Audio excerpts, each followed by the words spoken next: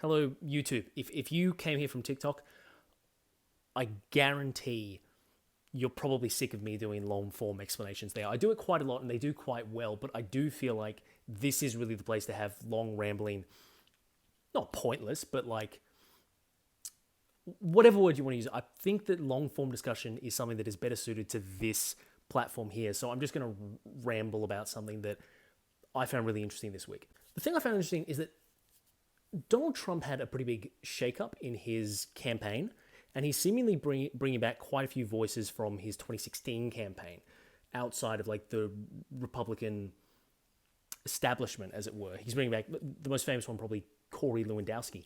And it was really interesting because then it kind of posed the question, like, does Trump think that this is another 2016, that this election can be run and this election can be won in the same way that he did back in 2016 when he beat Hillary Clinton?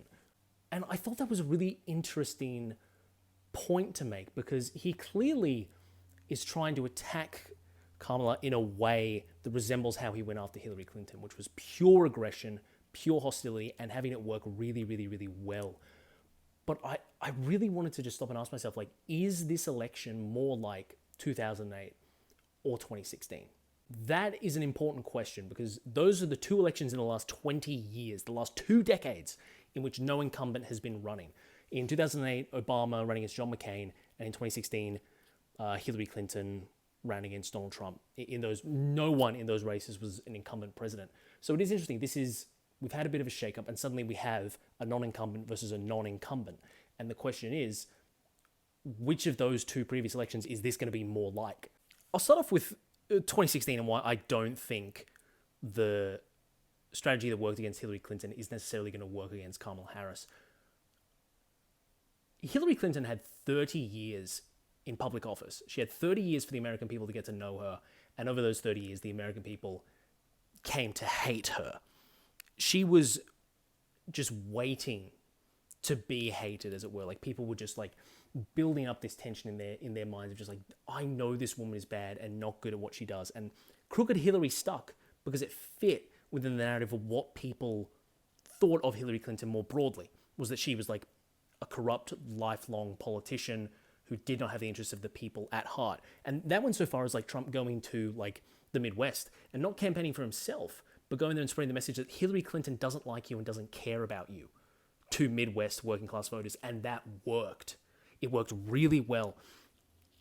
The difference here is I don't think Kamala has the comparative baggage that made that work for him in 2016. A friend of mine joked when it became clear that Biden was going to step down after the debate that they need to put in a Democrat that is the closest thing possible to a real life generic Democrat, just like someone who has no national profile, no history, someone they can just throw in there that the people just have no notions of. And the Democratic Party kind of did that. I mean, like, of course, there were reasons that they had to go with Harris related to like fundraising along those lines, but they really did. They picked someone who genuinely doesn't have a national profile. She dropped out of those primaries early.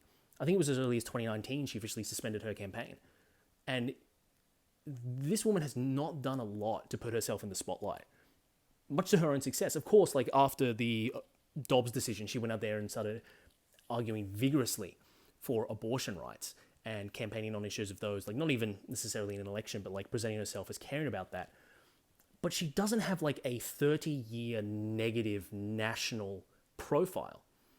Sometimes it's a good thing for people to not know you because they can't have a negative perception of you. In that aspect, she's almost like Obama, which might be where the similarities end. Of course, she's going to motivate young people like he did. She'll definitely have a better turnout than Hillary Clinton did with the African-American voter base in America. But similarities, you have to say they stop there.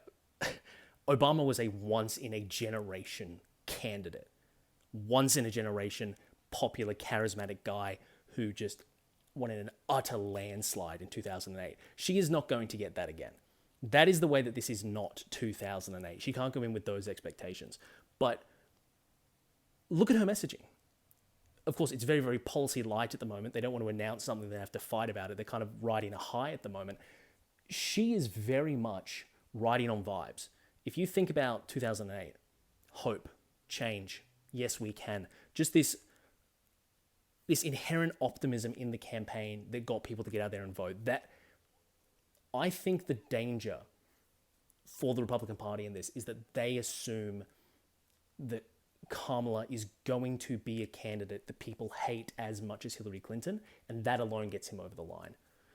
Trump has been playing pure offense in an almost unbelievable way, attacking her race. She's dumb, she's a low IQ candidate, she's not smart enough to be president.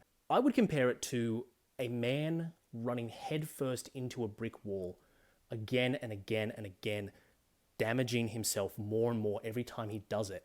And he's only doing it because he insists that 8 years ago he ran through a piece of drywall. So surely he can run through any wall.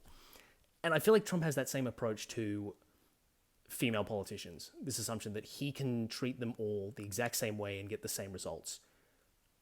The stars really perfectly aligned in 2016 for him to run against a Democrat that was profoundly awful as a candidate in a lot of ways. One who was arrogant, didn't understand the state of the race, didn't understand the perspective of working people.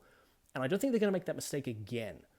And every week that he spends focused purely on attacks and offense and not policy. We've heard these reports that like constantly people in the GOP are pushing Trump to make this election about policy because she's not a Hillary Clinton 2.0.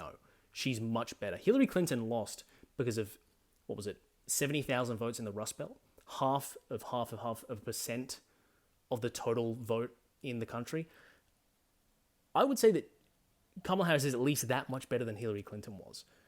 So when he just focuses on pure negativity, he runs the risk of branding himself as the unreasonable battering ram candidate. Whereas in 2016, what he was saying people liked and agreed with when it came to Hillary Clinton, and it was working well because he was just saying things that people already believed, he's trying to portray someone that has no existing profile in the slightest as something terrible. And people will just meet that with skepticism.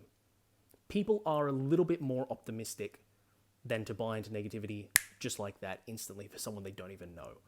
It's much easier when someone has an existing relationship or knowledge of someone to capitalize on that and use that against your opponent, as opposed to people who are just like, oh, I don't know that person. I don't have strong attachments. I don't have strong emotions. And I feel like if Trump sticks on this path of making this 2016 2.0, I don't think it's going to give him the success that he hopes it will.